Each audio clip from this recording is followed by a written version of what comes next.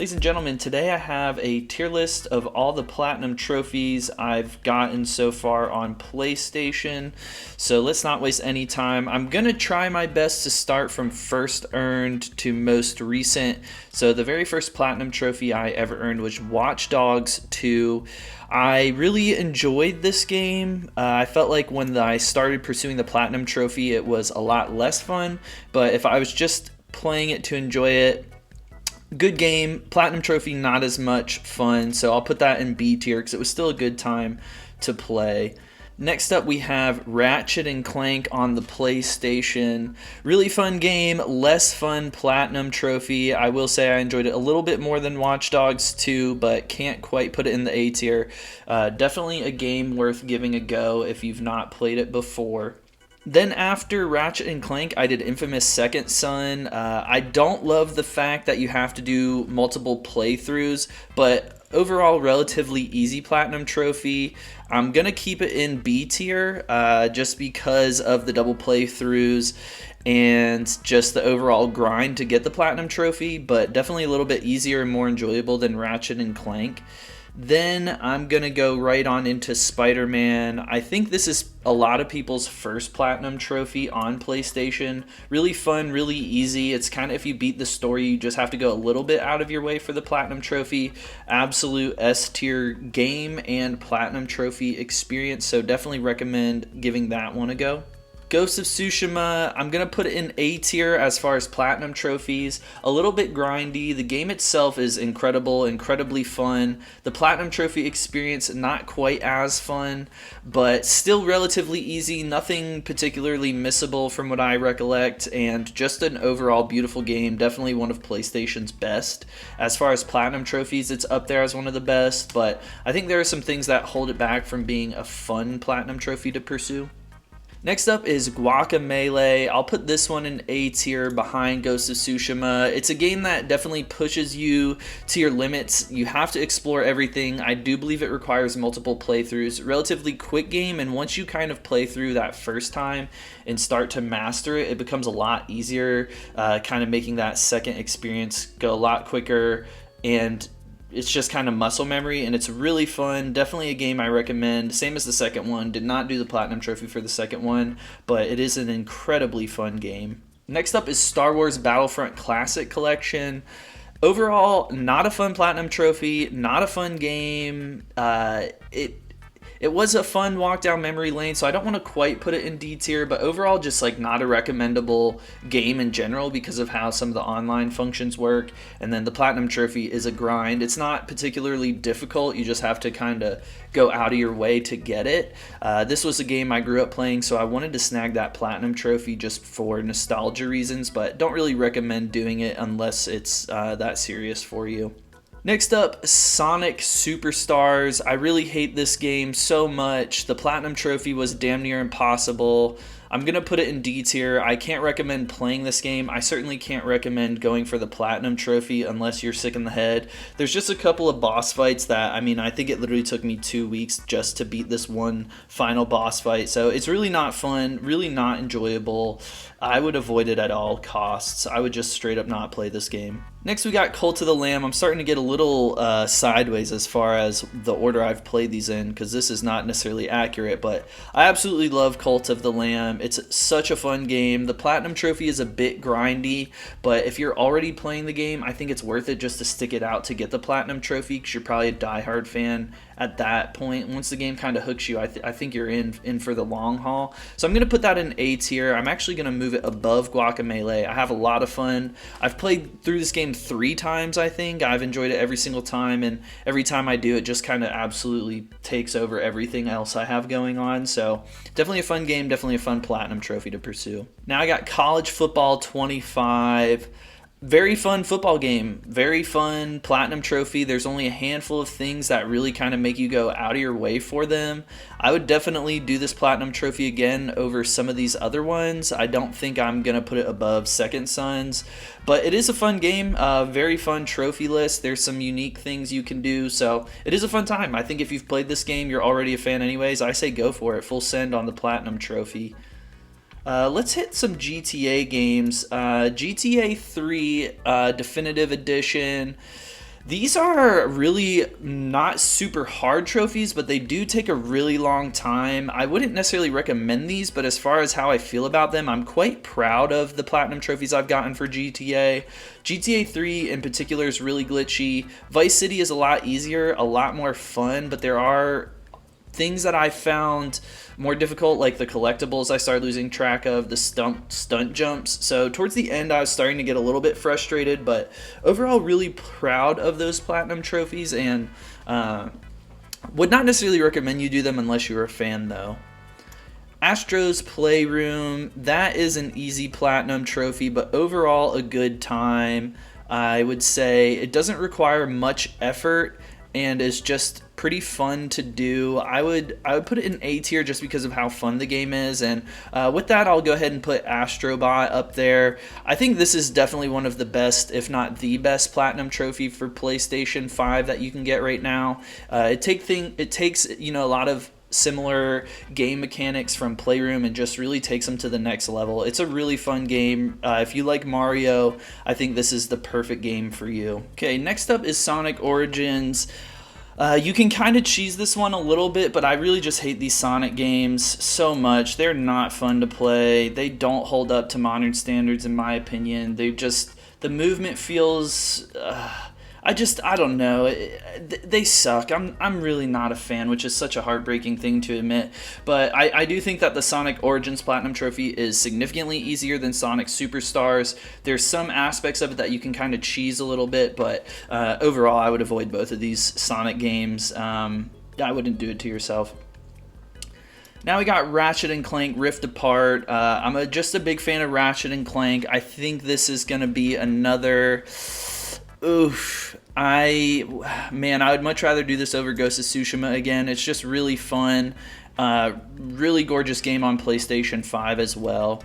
Spider-Man Miles Morales, really easy platinum trophy. I think it's just a significantly shorter game. I do like some of the character movement aspects to Miles Morales a lot more, but really fun game, really fun platinum trophy, really easy, really short. You do have to play through the game twice, which is not a big deal because it's so short, but it does become a bit boring at that point. And let's just go ahead and knock out Spider-Man 2. I think this is...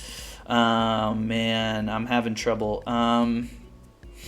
I think I'm gonna put it a little bit below Astrobot. Definitely an S tier game. I love that they take Miles Morales and the OG Spider-Man, put them together. They have a fun dynamic. It puts both of those characters in the front seat at different points. And just really good game, really fun. I love the Platinum Trophy list for these Spider-Man games because they're not super easy, but they do feel rewarding, and they're just a lot of fun. Next, let's go with Cyberpunk 2077. This is a tough Platinum Trophy to grind out. It's not particularly hard, but it's just there's a lot of stuff you have to do. There's some save states that you have to keep mind of while you're playing the game to make sure you get it.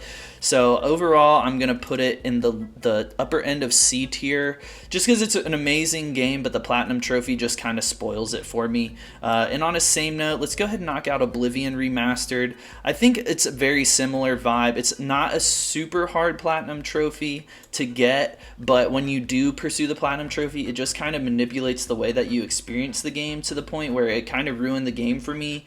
In some ways, like I liked the game, but I hated kind of going after the Platinum Trophy list just because of how much of a grind it was. And the game is dated. I'm actually going to move it behind Cyberpunk. I think that it's a less fun game to play than Cyberpunk, but a significantly easier Platinum Trophy list. But because I enjoyed Cyberpunk more, I'm going to knock it below Oblivion.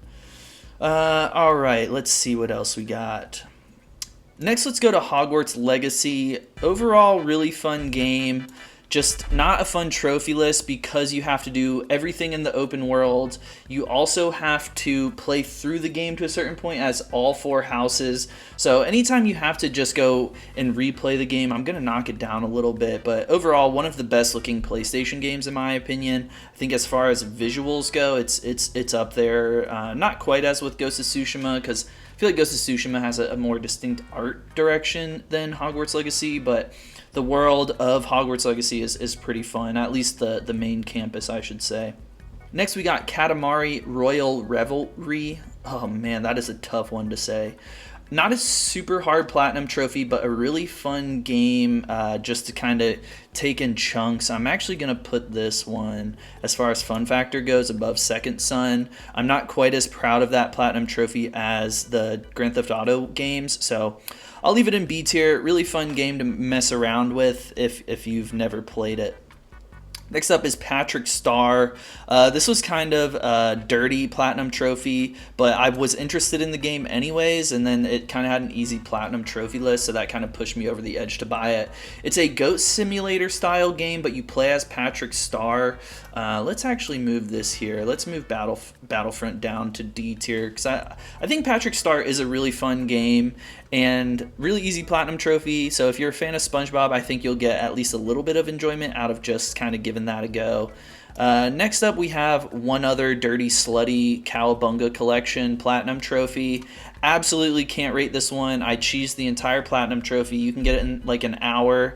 But I did that as a preamble to Shredder's Revenge, which is a really fun, really challenging Platinum Trophy. One that I definitely recommend if you're into this style of game or a fan of the Teenage Mutant Ninja Turtles. You do have to kind of grind out the Platinum Trophy, but it is just such a fun game that it was really enjoyable. Even there's one that's such a pain. It's you have to beat you have to beat Shredder without getting touched through the entire last boss fight, which is difficult, but once you do it, very rewarding, not impossible. I think it's just the appropriate amount of challenge and fun that's supposed to go into a platinum trophy list. So really enjoyed it, but there is a lot more challenge in this game than Spider-Man, Spider-Man 2, and Astrobot, but that's kind of up to you to decide to pursue. I personally don't mind an easy platinum trophy, and if it just goes hand in hand with a great game, that's what's going to really take it over the top for me. Whereas I feel like Shredder's Revenge was just more of a challenge.